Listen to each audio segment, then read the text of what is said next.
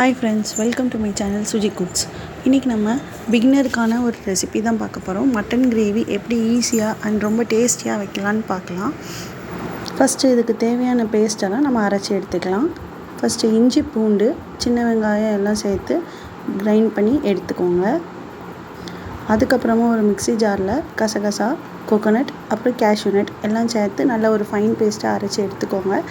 Cashew nut நம்ம எதுக்கு சேர்க்குறோன்னா கொஞ்சம் கிரேவி கொஞ்சம் க்ரீமியாக வரதுக்காக தான் சேர்க்குறோம். இப்போ நம்ம குக்கரில் தான் செய்ய போகிறோம். ஃபஸ்ட்டு நம்ம ஆயில் ஆட் பண்ணிவிட்டு பட்டை, கிராம்பு, ஏலக்காய், பிரிஞ்சி இலை எல்லாம் ஆட் பண்ணி கொஞ்சம் பொரியற வரைக்கும் வெயிட் பண்ணிக்கலாம்.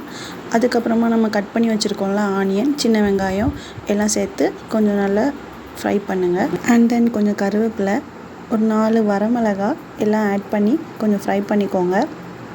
இதெல்லாம் கொஞ்சம் வதங்கி வந்ததுக்கப்புறம் நம்ம அரைச்சி வச்சுருக்கோம்ல இஞ்சி பூண்டு பேஸ்ட்டு அதை நல்லா ஆட் பண்ணி ஜிஞ்சர் கார்லிக் பேஸ்ட்டு கொஞ்சம் சால்ட் ஆனதுக்கப்புறம் ஒரு மீடியம் சைஸ் தக்காளி எடுத்துக்கோங்க.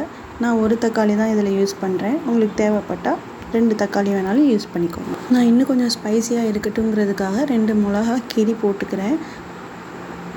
இதெல்லாம் நல்லா வதங்கி வந்ததுக்கப்புறம் நம்ம வாஷ் பண்ணி வச்சுருக்கிற மட்டனை எடுத்து இதில் ஆட் பண்ணிக்கோங்க. இதுக்கப்புறம் தான் நம்ம தேவையான மசாலா ஐட்டம்ஸ்லாம் ஆட் பண்ண போகிறோம். அது என்னென்னு பார்க்கலாம். ஃபஸ்ட்டு ஒரு பிஞ்ச் ஆஃப் டர்மரிக் பவுடர், மஞ்சத்தூள் கொஞ்சம் ஆட் பண்ணிக்கோங்க. ரொம்ப ஆட் பண்ணிட்டா கலர் ரொம்ப எல்லோயிஷாக வந்துடும். ஸோ கொஞ்சோண்டு ஆட் பண்ணிக்கோங்க. இதுக்கப்புறமா நம்ம coriander powder and chilli powder add பண்ண போகிறோம். நான் இப்போது கொரியாண்டர் பவுடர், மல்லித்தூள் 1 ஸ்பூன் அளவும், chilli powder 2 to 3 spoons add பண்ணிக்கிறேன். நீங்கள் இன்னும் கொஞ்சம் காரம் வேணும் அப்படின்னா இன்னும் கொஞ்சம் சில்லி பவுடர் ஆட் பண்ணிக்கோங்க. இது ஒரு பிகினருக்கான ரெசிபிங்கிறதுனால நான் கடையில் பேக்கெட்டாக அவைலபிளாக இருக்க பவுடர்ஸ் தான் யூஸ் பண்ண போகிறேன். சீரக பவுடர், கியூமின் பவுடர் இருக்குல்ல, அது ஒரு 1/4 டீஸ்பூன் போல் ஆட் பண்ணிக்கோங்க. அதுக்கப்புறமா கரம் மசாலா ஒரு 1/2 டீஸ்பூன் போல் ஆட் பண்ணிக்கோங்க. இது நீங்கள் பேக்கெட் பவுடர்ஸ் வேண்டாம் அப்படின்னு நினச்சிங்கன்னா வீட்டிலேயே வறுத்து அரைச்சி யூஸ் பண்ணிக்கலாம்.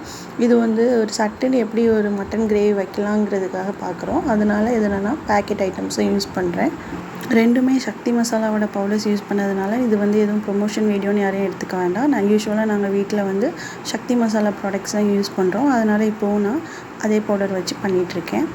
இப்போது நம்மளுக்கு தேவையான சால்ட் ஆட் பண்ணி நல்லா வதக்கி விட்டுக்கோங்க. அதுக்கப்புறமா நம்ம அரைச்சி வச்சுருக்கோம்ல கோகோனட் பேஸ்ட்டு அதை ஆட் பண்ணிக்கோங்க.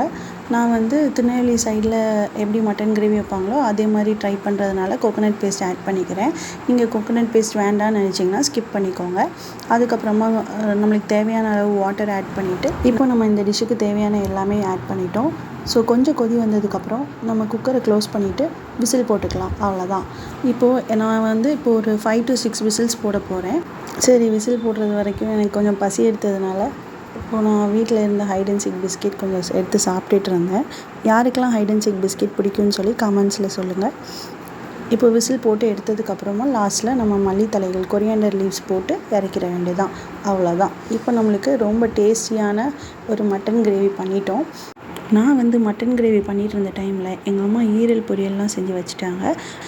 எங்கள் வீட்டில் இன்றைக்கி லஞ்ச் மெனு பார்த்திங்கன்னா இதுதான்: ரைஸ், மட்டன் கிரேவி, ஈரல் பொரியல் அண்ட் ரசம். இந்த ரெசிபி உங்களுக்கு பிடிச்சிருந்ததுன்னா ட்ரை பண்ணிவிட்டு கமெண்ட் ஷேர் பண்ணுங்கள்.